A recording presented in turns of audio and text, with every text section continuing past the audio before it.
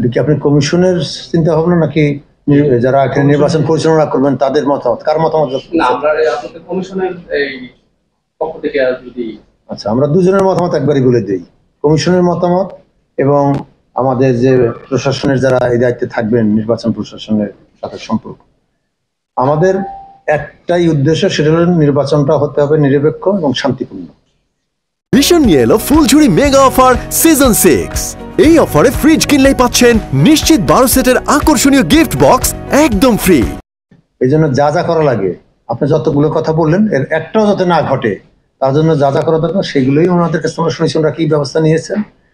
সেই সাথে আমাদের অভিজ্ঞতার আলোকে বা আমাদের চিন্তা ভাবনাকে আরো দু একটা পরামর্শ ওনাদেরকে দিয়েছি। এর কম্বিনেশন হয়ে ব্যবস্থাটা এমনভাবেই হবে যে এখানে একটা শান্তিপূর্ণ এবং সুষ্ঠু নির্বাচন হবে, যেটা আপনারা জাতীয় সংসদ নির্বাচনের ক্ষেত্রে দেখছেন, তার চেয়ে কম হবে না, তার চেয়ে আরো ভালো নির্বাচন হবে। আর যেটা আপনি বলেছেন যে দলীয় প্রতীক বা দলীয় প্রতীকের নির্বাচন নাই, বিষয়টা সব জায়গায় হয়তো সত্য না। তো এটা বলবো যে এটা স্থানীয় সরকার নির্বাচন। স্থানীয় সরকার নির্বাচনে সাধারণত দলীয় প্রতীক থাকতেও পারে, নাও থাকতে পারে। এবং এখানে কে কার আত্মীয় বা কে তার আত্মীয় নাই, বিষয়টি দেখার কোনো সুযোগ নির্বাচন কমিশনের পক্ষ থেকেও দেখার নেই, যারা নির্বাচনের দায়িত্বে থাকবেন তাদের পক্ষে দেখার কোনো সুযোগ নেই।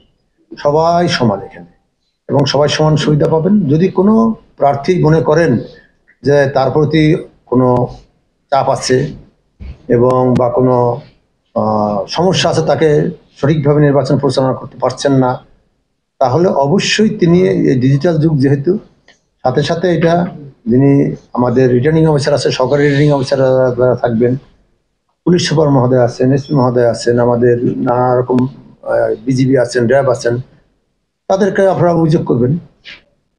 এবং অভিযোগটা যখন করবেন খালি খালি অভিযোগ করবেন না, একটু প্রমাণ ট্রমাণ দিয়ে অভিযোগ করবেন। আপনারা দেখেছেন যে প্রমাণ দিয়ে অভিযোগ করলে কেন, যেমন আপনারা, আমি বলছি না, আমরা কিন্তু ক্যান্ডিডেটও অভিযোগ করেন নাই, কিন্তু আমরা মিডিয়া, কোনো মিডিয়া থেকে পেয়েছি, কখনো কখনো আপনাদের মতন টেলিভিশন মিডিয়া থেকে আমরা দেখেছি, কখনো বিভিন্ন পত্রিকা থেকে, অনলাইন পত্রিকা থেকে দেখেছি, কখনো কোনো ইউটিউব থেকে আমাদের দেখেছি, অথবা কখনো কখনো দেখা যায় যে আমরা কোনো সোর্স নাই, কিন্তু দেখা গেল একটা ভিডিও আমাদের কেমনি যেন তারা নাম্বার পেয়েছে, এক সরাসরি আমাদের নাম্বারই পাঠিয়ে দেয়। দেখা গেল যে অমুক জায়গা থেকে একটা ভিডিও চলে এসেছে যে ঘটনা ঘটছে। তো তখন ওইটাকে আমরা ওই ভিডিওটাকে পাওয়ার সাথে সাথেই ওখানে আমরা ওটা সঠিক ঘটনা কিনা আমরা সাথে সাথে ফোন দিই এসপি মহোদয়কে এবং ডিসি মহোদয়কে, বা কখনো কখনো এমনও হয়েছে যে ইউনো মহোদয়কে বা ডিসি ওসি মহোদয়কে ফোন দিই, যে দেখা গেলো তোমরা ফোন ধরছেন না, হাতে ব্যস্ত বা কোনো, তখন সরাসরি ওসি সাহেবদেরকে ফোন দিই, দেখেন তো এরকম একটা ঘটনা ইউনিভার্সিটির কতটুকু সঠিকতা আছে, আমরা আবার তাদের এইটা ওই ভিডিওটা পাঠিয়ে দিই। আমরা কোন উৎস থেকে আসছে ভিডিওটা বুঝছি না, এই নাম্বারটা আমরা চিনি না, কিন্তু এরকম একটা দেখা যাচ্ছে, তখন আমরা যখন বলে যে হ্যাঁ এরকম একটা ঘটনা স্যার এখানে হচ্ছে বা হয়েছে বা সেই, আমরা তখন সাথে সাথে অ্যাকশনে যাই। আমরা কিন্তু কোনো রিপোর্টের জন্য অপেক্ষা করি না, কোনো অভিযোগের জন্য অপেক্ষা করি না। এবং আমরা এই মুহূর্তে বলছি না যে আমরা এক জায়গায় কালকে সিদ্ধান্ত নিয়েছি এবং আজকে তাকে নোটিশ করেছে, এটা কিন্তু কোনো জায়গায় অভিযোগই পাইনি আমরা। শুধুমাত্র আপনাদের মিডিয়া এসেছে আর ভিডিও পেয়েছি, তার ভিত্তিতেই। এবং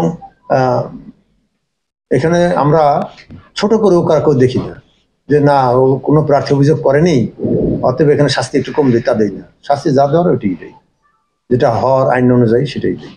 তো আমরা যেটা বলবো আপনাদের মাধ্যমে, আপনারা এই মেসেজটা দিবেন স্থানীয়ভাবে, যে নির্বাচনে কেউ যদি অন্যায় কাজ করার চেষ্টা করে, কেউ যদি প্রভাব বিস্তারের চেষ্টা করে, সেগুলোতে বিরত থাকে।